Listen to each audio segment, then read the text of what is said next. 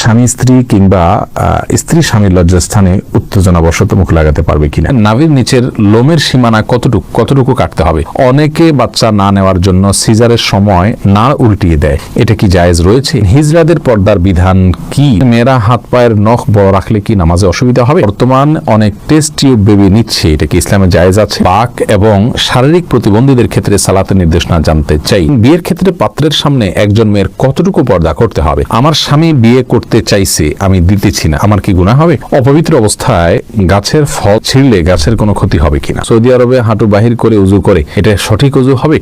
নাফিজা নুজহা জানতেছেন রাতে নখ কাটা যাবে কিনা? যাবে। গোসলের পর নখ কাটলে কি অপবিত্র হয়ে যাবে? না, হবে না। ফাইসাল, আপনি প্রশ্ন করেছেন অপবিত্র অবস্থায় গাছের ফল ছিঁড়লে গাছের কোনো ক্ষতি হবে কিনা। এর উত্তর হলো অপবিত্র অবস্থায় গাছের কোনো ফল ছিঁড়লে গাছের কোনো ক্ষতি হবে না, এমনকি যিনি ছিঁড়বেন তারও কোনো ক্ষতি হবে না। ফল ছেঁড়ার ক্ষেত্রে পবিত্রতা অপবিত্রতার বিষয়টি কোনো নিষিদ্ধ বা এরকম কিছু নয়, বরং যে কোনো অবস্থাতে আপনি প্রয়োজন হলে গাছের ফল ছিঁড়তে পারবেন। সাদ বিন আব্দুর রহিম, আপনি জানতে চেয়েছেন নাভির নিচের লোমের সীমানা কতটুকু কাটতে হবে? নাভির নিচ থেকে নিয়ে আপনার দোলনার চিপায় যে সমস্ত লোম থাকে সবগুলোকেই আপনি কাটবেন যতটুকু সম্ভব, কিছুদিন থেকে যা তাতে অসুবিধা নেই। রেজাউল করিম জানতে চেয়েছেন বর্তমান অনেক টেস্ট টিউব বেবি নিচ্ছে, এটা কি ইসলামে জায়েজ আছে?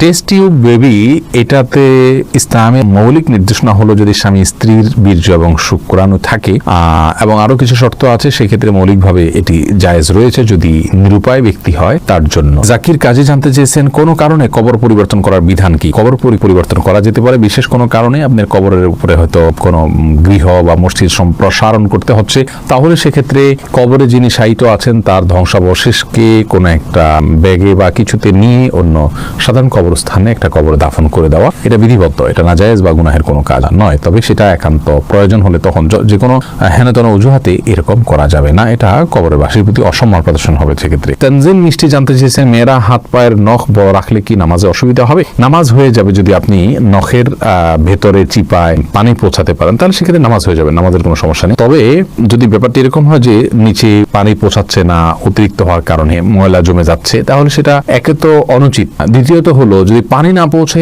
তাহলে সেক্ষেত্রে নামাজই হবে না। যেমন নখ যদি বের হয়ে থাকে তাহলে তলার অংশতে পানি পৌঁছাইতে হবে, কারণ বাইর হয়ে আছে, ওইটা আপনার দৃশ্যমান অংশ হয়ে গেল, অতএব ওখানে পানি পৌঁছাইতে হবে, সেখানে আপনাকে পানি পৌঁছাটা নিশ্চিত করতে হবে। যদি করেন তাহলে সেক্ষেত্রে নামাজ হয়ে যাবে, কিন্তু এরকম করাটা অনুচিত। এমডি জান্নাতুল ফেরদাউস জান্নাত, আপনি জানতে চেয়েছেন বাক এবং শারীরিক প্রতিবন্ধীদের ক্ষেত্রে সালাতের নির্দেশনা জানতে চাই। বাক প্রতিবন্ধী যারা, তারা মুখে যদি কোনোভাবে উচ্চারণ করতে না পারেন তাহলে সেক্ষেত্রে মনে মনে আপনার যেগুলো পাঠ করার কথা সেগুলো পাঠ করবেন এবং রুকু সেজদা স্বাভাবিক অবস্থাতে তিনি করবেন।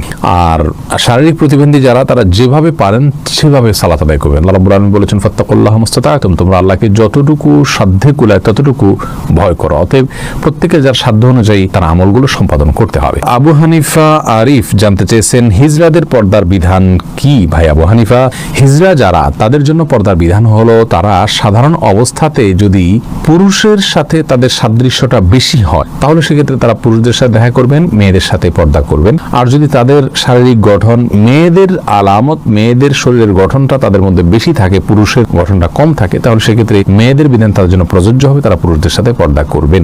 এটা হলো একটি মত এবং সবচেয়ে প্রসিদ্ধ এবং গ্রহণযোগ্য মত। এছাড়া হিজড়াদেরকে নিয়ে আরো নানা রকমের মত রয়েছে ওলামায়ে কেরামের। নার্গিস আক্তার জানতে চেয়েছেন মেয়েদের নামাজ ভাঙতির সময়ে কি কি আমল করা যাবে? যখন নামাজ থাকবে না সে সময় তিনি সব কাজ করতে পারবেন, শুধু নামাজ পড়বেন না, রোজা রাখবেন না, স্ত্রী সহবাস করবেন না, তওয়াফ করবেন না, এছাড়া সব কাজ করতে পারেন। কোরআনে কারীম স্পর্শ করা বা তেলাওয়াত করা, স্পর্শ করতে পারবেন না, তেলাওয়াত করার বিষয়টি বিতর্কিত বা এটা নিয়ে আলোচনা রয়েছে। অনেক ওলামায়ে কেরাম এটাকে অনুমোদন দিয়েছেন, সৌদি আরবের স্কলাররা অনুমোদন দিয়েছেন, তবে অন্যান্য ইমামগণ এটার অনুমোদন দেননি। কিন্তু তারা তিনি শুনতে পারবেন, জিকির করতে পারবেন, দুরূদ করতে পারবেন, ইস্তেগফার করতে পারবেন, ইসলামিক বই পুস্তক পড়তে পারবেন, এই সমস্ত কাজগুলো করা তার জন্য জায়েজ রয়েছে। তবে স্বামী সেগুলি জানতে চাইছেন অনেকে বাচ্চা না নেওয়ার জন্য সিজারের সময় নাড় উল্টিয়ে দেয়, এটা কি জায়েজ রয়েছে? সাময়িক যদি হয় এটা তাহলে এটা জায়েজ রয়েছে, যদি স্থায়ী হয় তাহলে এটা জায়েজ নাই। মাহমুদুল হোসেন মিমু, আপনি জানতে চেয়েছেন বিয়ের ক্ষেত্রে পাত্রের সামনে একজন মেয়ের কতটুকু পর্দা করতে হবে? সাধারণ চেহারা, মুখাবয়ব, এটা দেখার নির্দেশনা রয়েছে। রাসূল আকরাম সাল্লাল্লাহু আলাইহি ওয়াসাল্লাম একজন সাহাবীকে বিয়ের প্রস্তাব দিয়েছেন কোন একজন মেয়েকে, তিনি বলেছেন ফানজুর ইলাইহা, তুমি তাকে দেখে নাও।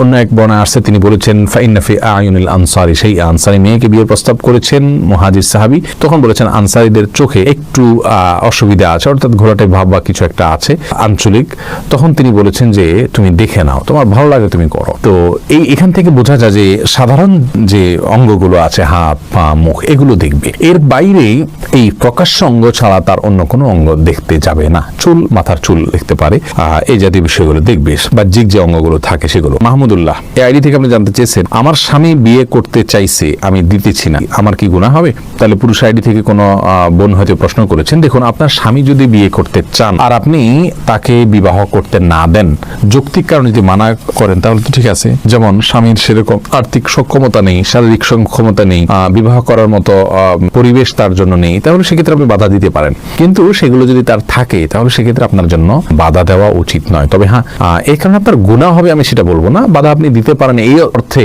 যে আপনি সতীন চাচ্ছেন না, আপনি স্বামীর কাজের পরিণাম তাদের উভয়ের জন্য ভালো হবে না, সেই দৃষ্টিকোণ থেকে আপনি বাধা দিচ্ছেন, তাহলে আপনি দিতেই পারেন, গুনাহ হবে না। কিন্তু যদি আপনার আল্লাহর বিধানের প্রতি আপনার অবজ্ঞা থাকে এবং অশ্রদ্ধা থাকে তাহলে সেটি ভিন্ন কথা। সেটার কারণে হলে গুনাহ শুধু হবে না, তার কারণে ঈমানও যেতে পারে। বিল্লাল বাঙালি আপনি জানতে চেয়েছেন সৌদি আরবে হাঁটু বাহির করে উজু করে এটা সঠিক উজু হবে? উজু হয়ে যাবে ভাই বিল্লাল, তবে হাঁটুর কাপড় সরিয়ে ফেলা এটা জায়েজ কিনা সেটা হলো মূল প্রশ্নের বিষয়। উজু নিয়ে এটা নিয়ে আপত্তি নেই, হাঁটুর কাপড় উঠে উজু করলে উজু হয়ে যাবে, বা উজু অবস্থায় হাঁটুর কাপড় উঠে গেলে উজু থাকবে, নষ্ট হয়ে যাবে না। কিন্তু হাঁটুর উপরে কাপড় উঠানো পুরুষের জন্য এটা জায়েজ কিনা, বিশেষ করে অন্য পুরুষদের সামনে, এই নিয়ে ওলামা একরামের এবং ফোকাহ একরামের মতো পার্থক্য আছে যে হাঁটু এটা সতরের অংশ কিনা। বিশুদ্ধ মত অনুযায়ী এটা সতরের অংশ। তো তবে সৌদি আরবের ওলামা একরাম এবং অনেকের মতেই আপনার হাঁটু এটা সতরের অংশ নয়, যেহেতু এটা সতরের অংশ নয়, যার কারণে এটা উন্মুক্ত হলে গুনাহ হবে না। এটার একটা যৌক্তিক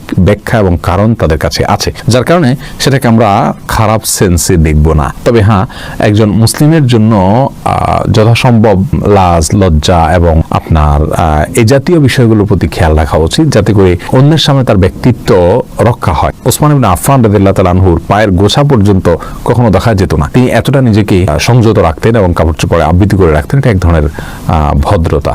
যাই হোক, শরীয়তের বিধানের কথা বলতে গেলে যেহেতু একটা শরঈ ব্যাখ্যা রয়েছে তাদের কাছে, যার কারণে সেটাকে আমরা হারাম বা গুনাহ বলতে পারবো না। তারিয়া আলম আপনি জানতে চেয়েছেন কেউ বদদোয়া করলে এই বদদোয়া কাটানোর জন্য কি করতে হবে? বদদোয়া কাটানোর কোনো সিস্টেম নেই, আল্লাহর কাছে ইস্তেগফার করবেন এবং চেষ্টা করবেন ভালো পথে থাকার জন্য, আল্লাহর কাছে আশ্রয় চাইবেন। এনাম জানতে চেয়েছেন চিরকুমার থাকা কি জায়েজ আছে? না, চিরকুমার থাকা জায়েজ নাই যদি কেউ এটাকে সওয়াবের কাজ মনে করেন। হ্যাঁ, দিনের কোনো কাজ, বড় কোনো দায়িত্ব পালন করতে গিয়ে, দিনের জ্ঞান অর্জন করতে গিয়ে তিনি বিয়ে করার সুযোগ পাচ্ছেন না, তাহলে সেটার জন্য জায়েজ রয়েছে, এইটুকু বলা যেতে পারে। তবে রাসূল করিম সাল্লাল্লাহু আলাইহি সাল্লাম বিবাহ না করে থাকার বিষয়টিকে সমালোচনা করেছেন এবং তিনি বলেছেন যে তোমরা বিবাহ করো, বিবাহ আমার সুন্নাহর অন্তর্ভুক্ত। এই জন্য বিবাহ করে সংসার করে তার ফাঁকে ফাঁকে ইবাদতবন্দি করে ইলম শেখা, সেটা হলো উচিত এবং উত্তম। রিজওয়ানুর রহমান হৃদয় জানতে চেয়েছেন স্বামী স্ত্রী কিংবা স্ত্রী স্বামীর লজ্জাস্থানে উত্তেজনাবশত মুখ লাগাতে পারবে কিনা? এটা ঘৃণ্য কাজ ইসলামী শরীয়তে, এটি আর কিছু না হলো মাকরুহ, কমপক্ষে হারাম সরাসরি না হলো মাকরুহ, অপছন্দনীয় কাজ। এরপরে এমডি জাকির জানতে চেয়েছেন দোকানে কি বিড়ি সিগারেট বিক্রি করা সম্পর্কে ইসলাম কি বলে? যদিও আমরা খাই না, আমরা বলেছি এই বিষয়ে একটা ভিডিও ক্লিপে, দোকানে বিড়ি সিগারেট রেখে বিক্রি করলে সেই উপার্জিত অর্থ আমাদের জন্য হালাল হবে না। যদি কেউ দোকানে বিড়ি সিগারেট না রেখে দোকানদারি করতে পারেন সেটা হবে সবচেয়ে ভালো, আর যদি এটা না রেখে তিনি তা কোনো উপায় না থাকে তাহলে সেক্ষেত্রে এইটার উপার্জনের টাকাটাকে তিনি আলাদা করে রাখবেন, সেটা তিনি ভক্ষণ করবেন না এবং সেটা তিনি দান করে দিবেন সওয়াবে নিয়ত করা ছাড়া। এটা হলো তার নিষ্কৃতির উপায়। আর সাধারণ অবস্থাতে বিড়ি সিগারেট বিক্রি করা জায়েজ নেই, কারণ এটা অন্যায় কাজে সহযোগিতা করার শামিল।